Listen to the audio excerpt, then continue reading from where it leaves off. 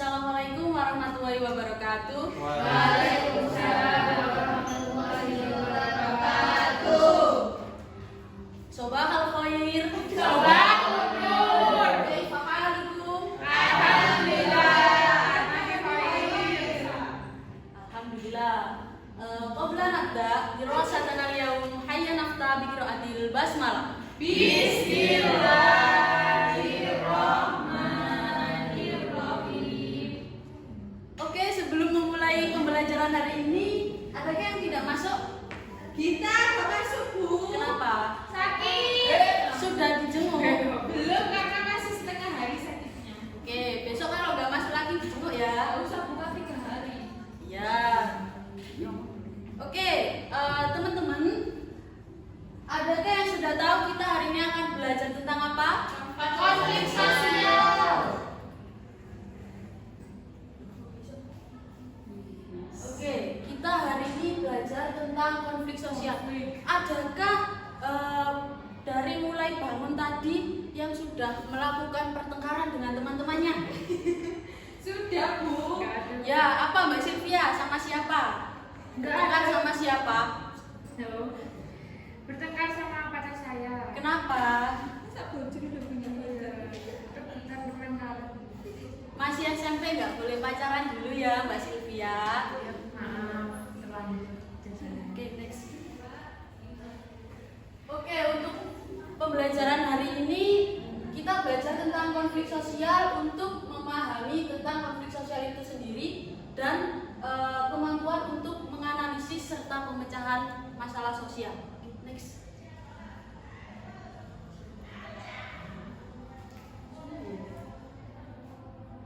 Oke, ada yang mau membacakan apa itu konflik sosial? Ya, silakan Mbak Rahma. Konflik adalah perjuangan untuk memperoleh nilai status kekuasaan dengan tujuan tidak hanya memperoleh keuntungan, tapi juga untuk menundukkan lawan atau proses individu atau kelompok yang berusaha memenuhi tujuannya dengan jalan menantang pihak lawan sertai ancaman hingga kekerasan. Oke, jadi perlu diketahui ya teman-teman bahwa konflik sosial itu proses individu ataupun kelompok masyarakat yang memenuhi tujuannya dengan cara menentang pihak lawan bahkan hingga menuju jalan kekerasan. Oke, sampai sini ada yang ditanyakan? Belum, Bu. Belum. Oke, next. Oke, faktor penyebab konflik yang pertama yaitu perbedaan individu atau cara pandang. Misalnya, Mbak Wulan mengatakan bahwa teori bumi itu bulat, sedangkan Mbak Nihra mengatakan bahwa bumi itu datar. Nah, apakah kedua cara pandang dari Mbak Wulan sama Mbak Nihra itu bisa dinyatakan salah? Tidak, Bu. Tidak, karena mereka berdua memiliki argumennya masing-masing, itu ya. Oke, yang kedua yaitu perbedaan kebudayaan. Nah, kalau perbedaan kebudayaan ini lebih ke konflik rasial atau misalnya kayak suku, agama, terus ras juga termasuk. Ada yang mau memberikan contoh konflik rasial itu seperti apa? Papua, apa konfliknya? Itu karena orang itu jadi dulu. Oke. Jadi perbedaan maksudnya itu konflik rasial ini ya, perbedaan kulit putih dan kulit hitam. Oke. Oke. Tapi kita tidak boleh seperti itu ya. Kan ya, tidak boleh ya seperti itu. Kan kita ini hidup di Indonesia ini sukunya banyak, bermacam-macam. Oke. Yang ketiga yaitu perbedaan kepentingan. Misalnya Mbak Wulan ini sebagai bos. Amin ya Allah. Sebagai bos, Mbak Wulan ini ingin meningkatkan produktivitas, sedangkan Mbak Gita sebagai karyawan yang penting gajinya naik ya. Oke. Lalu faktor penyebab konflik yang keempat yaitu perubahan sosial atau antar generasi. Ada yang bisa memberikan contoh seperti apa itu konflik antar generasi? Itu, Bu, kayak anak muda sama orang tua gitu loh, Bu. Ya, gimana? Kan kalau anak muda itu mungkin menganggapnya kalau lewat dengan permisi itu ya udahlah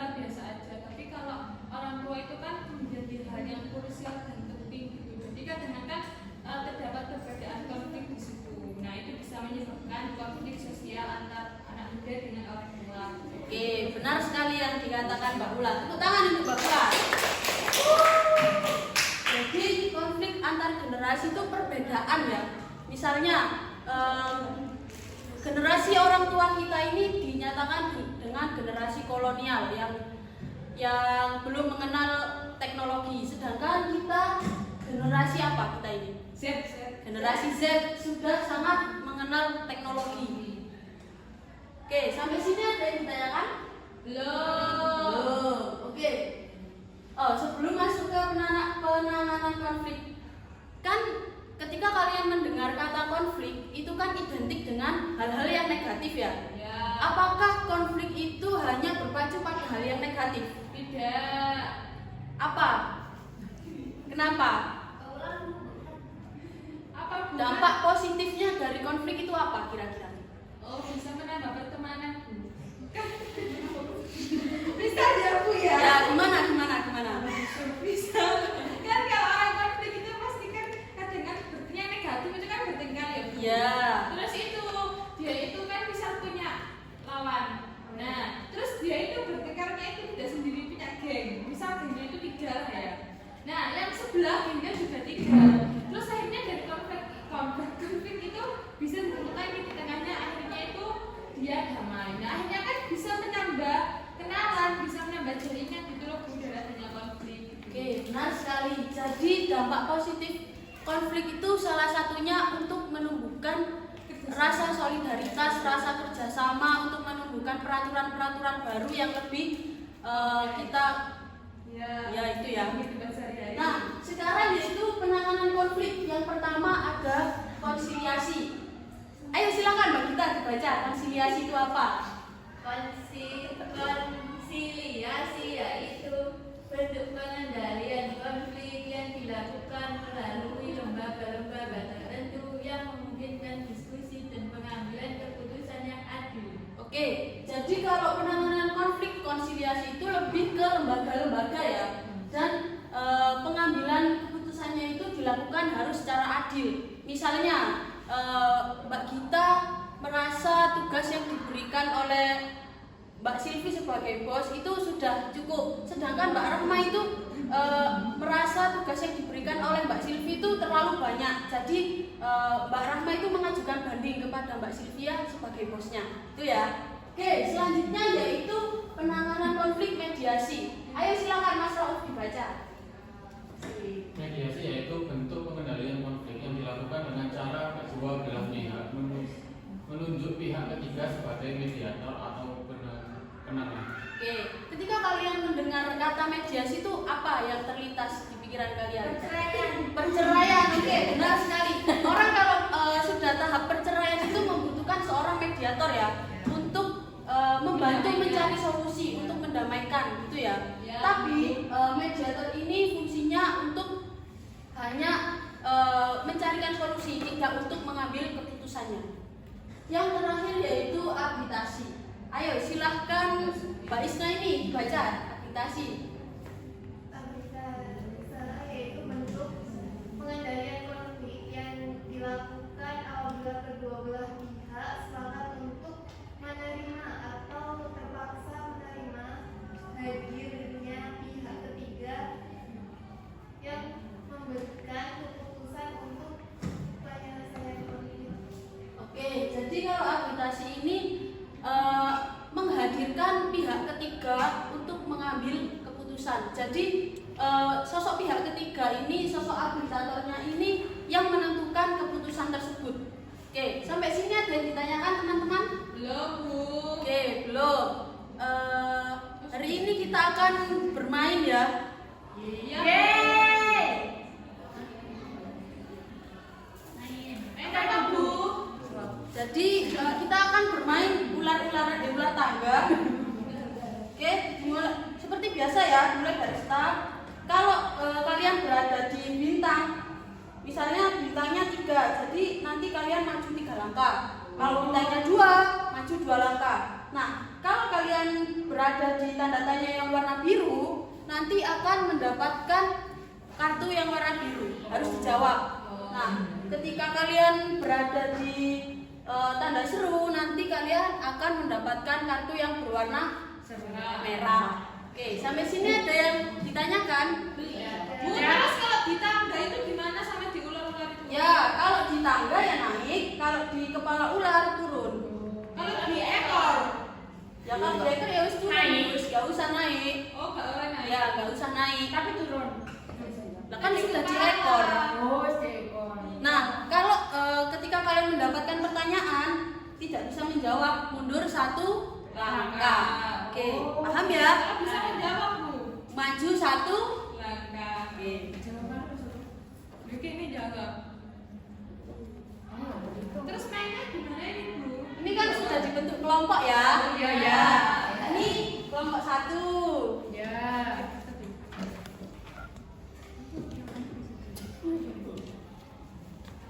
Ini kelompok 2 sama yang belakang ya. Oke, Bu.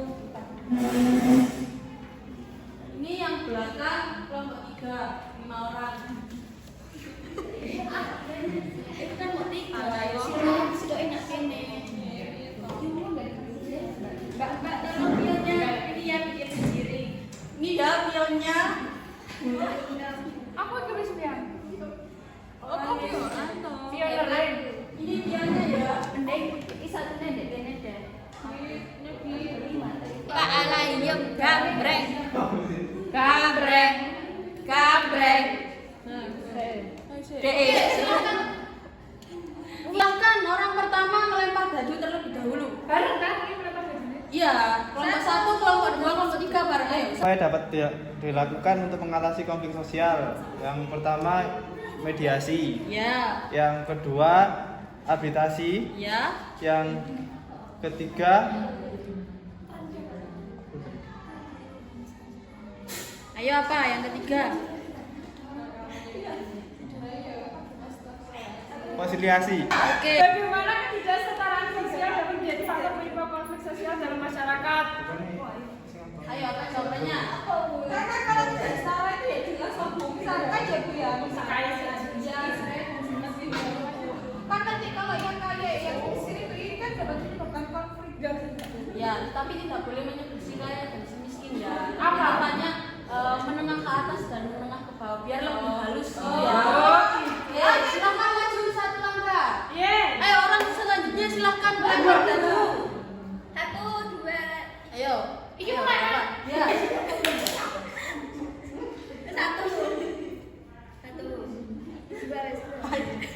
5 Ya, 1. Ayo. Apa urut ini? Terserah ambilnya. Ayo orang selanjutnya 1 2 3. pertanyaannya sesuai ini ya, Bu. Tak boleh pilih. Dua. Ya. 1 2 dapat 4 bintang. Ya, maju berarti. 1 2 3. 3, Bu. 1 2 3. Boleh bawang ya. Enggak, Bu. Ayo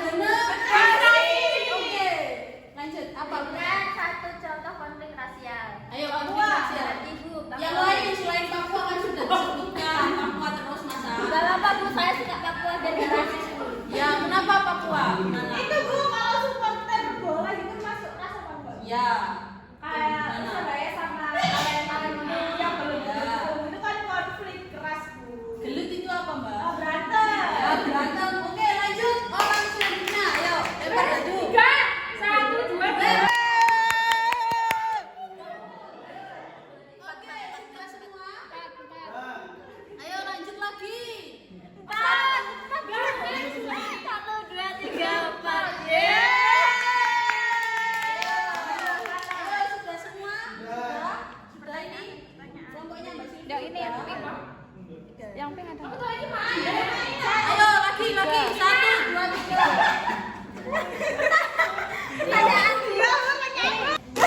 Tadi kan ini udah. Ya, ayo silakan. Dampak itu loh dampak. Sebutkan dampak negatif dari konflik sosial. Menambah musuh. Menambah musuh. Musuh Terus merusak kayak biasanya kalau demo-demo gitu itu Ya, kan merusak properti. fasilitas. Rusak fasilitas Terus Umum. Yeay. Lagi. eh Dia mau menambah pertemanan. Negatif deh ya. menambah musuh. Iya menambah musuh. Apa lagi ya? Itu Merusak merusak pertemanan. nama baik di masyarakat. Ya, betul sekali. Ayo. Oke. Untuk kelompoknya Mbak Nira sudah finish. We are the champ.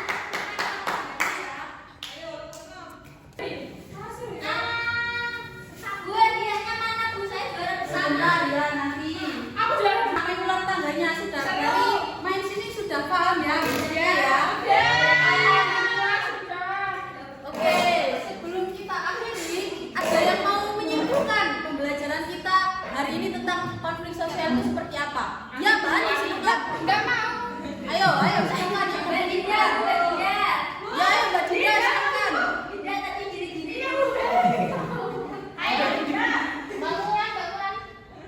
Mbak Dinda, silakan. Konflik sosial itu dapat menyebabkan dampak negatif, Bu. Ya, apa? Seperti Ya. merusak pertemanan, Ya. terus nanti merusak mental orang, Ya, terus Rumah merusak tangga orang. fasilitas, kayak gitu, Bu. Jadi intinya konflik sosial itu kalau bisa dihindari. Ayo, dampak positifnya apa? Mempererat solidaritas kita, Bu. Iya, Bu. Yeay. Kayak Persebaya Arema itu, Bu. Konflik sosial dapat dicegah apabila mereka mengetahui tentang rasa persatuan di dalamnya. Maka perlu adanya kerjasama, perlu adanya tenggang rasa di dalamnya untuk menghindari yang namanya konflik sosial. Oke, Harun. Oke, jadi oh ya, sebelum itu penanganan konflik tadi apa? Ada 3 apa aja? Yang pertama, Mediasi. Oke, konsiliasi itu apa? Lebih ke lembaga. Kalau mediasi, orang ketiga untuk membantu menyelesaikan masalah. Kalau arbitration apa? Ayo. Ya, orang ketiga yang wajib menentukan keputusan. Oke, tepuk tangan untuk kita semua. Oke, jadi dapat disimpulkan bahwa kita hidup di dunia ini itu tidak mungkin tidak mengalami konflik sosial ya. Misalnya perbedaan cara pandang, terus konflik-konflik antar negara ataupun antar circle juga termasuk. Oke, seperti itu ya. Ya, Bu. Oke, semoga pembelajaran hari ini dapat bermanfaat untuk kita semua. Syukron ala husni timamikum. Assalamualaikum warahmatullahi wabarakatuh. Wah.